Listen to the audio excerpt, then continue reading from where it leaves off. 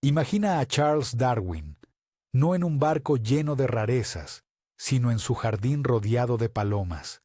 Sí, esas aves comunes que vemos en las plazas fueron su laboratorio secreto.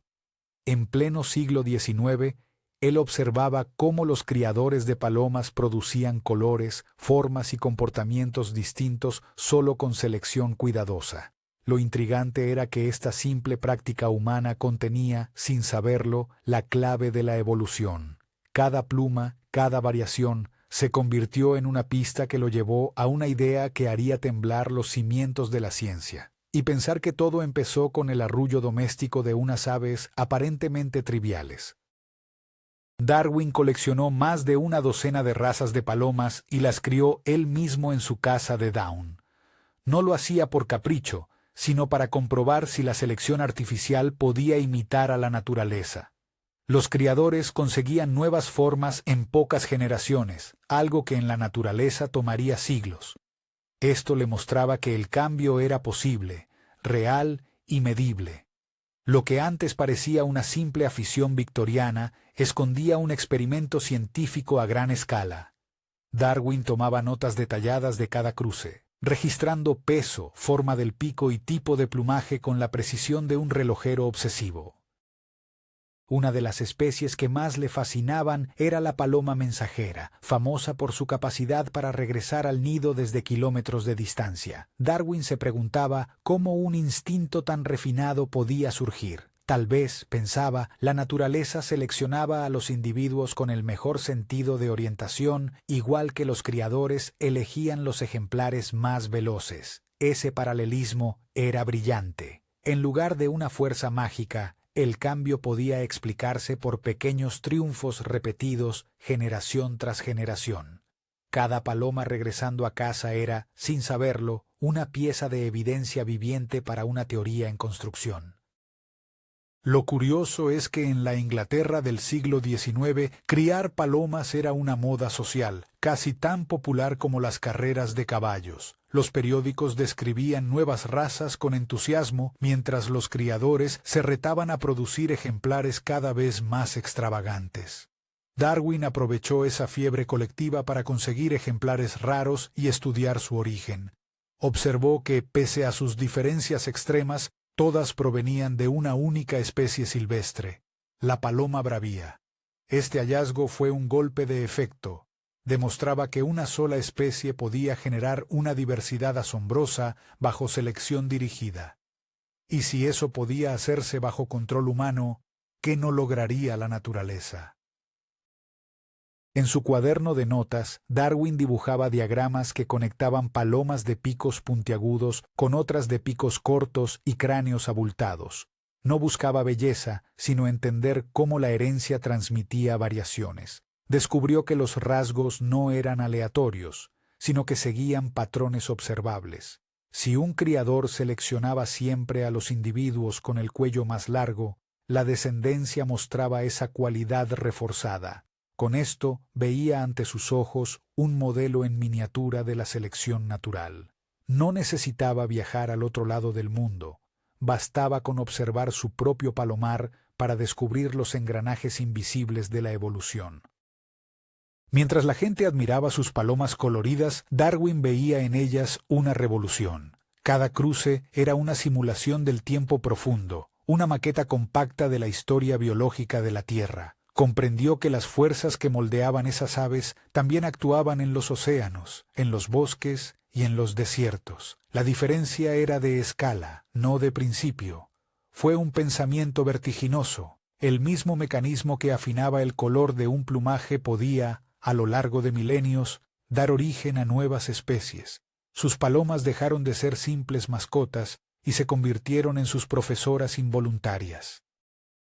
La influencia de estas aves fue tan profunda que Darwin dedicó un capítulo entero a las palomas en su libro de 1859, El origen de las especies. Algunos lectores lo criticaron pensando que exageraba su importancia, pero él sabía que esas páginas eran la llave para entender su argumento. Al mostrar cómo la selección humana podía cambiar una especie en solo unas décadas, ponía en evidencia que la naturaleza podría hacerlo a una escala infinita. Era su prueba silenciosa, su ejemplo irrefutable. Las palomas demostraban que la evolución no era teoría abstracta, sino proceso tangible frente a los ojos. Hay una carta en la que Darwin confiesa a un colega que casi se sentía padre de sus palomas. Las alimentaba, las observaba y les daba nombres. No era mera curiosidad sentimental. Necesitaba entender cada hábito, cada detalle de su vida cotidiana. Sabía que incluso el comportamiento podía heredarse y que pequeñas diferencias acumuladas tendrían enormes consecuencias. Tal vez sin proponérselo, ese vínculo cercano lo mantenía en contacto con la naturaleza real, no con la de los gabinetes académicos. Las palomas eran su diálogo silencioso con la evolución, interlocutoras que le enseñaban sin pronunciar palabra alguna. Los vecinos de Darwin se sorprendían al verlo caminar entre jaulas gigantes, apuntando en cuadernos y hablando en voz baja con sus aves. Algunos creían que había perdido la cabeza, pero cada pluma recogida del suelo, cada huevo observado, formaba parte de una investigación meticulosa. Darwin medía el tamaño de los picos con regla y anotaba el peso de las crías al nacer. Buscaba un patrón matemático que revelara cómo las variaciones se acumulaban. Era la ciencia de la paciencia, un ejercicio invisible que acabaría transformando nuestra forma de entender la vida misma.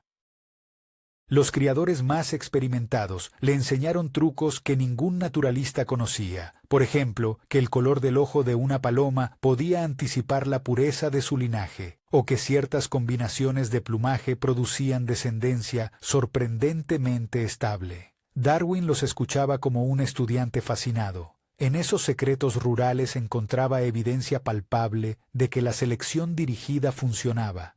Si el ser humano podía modelar la forma de un animal en solo 100 años, ¿por qué la naturaleza no podría hacerlo en millones?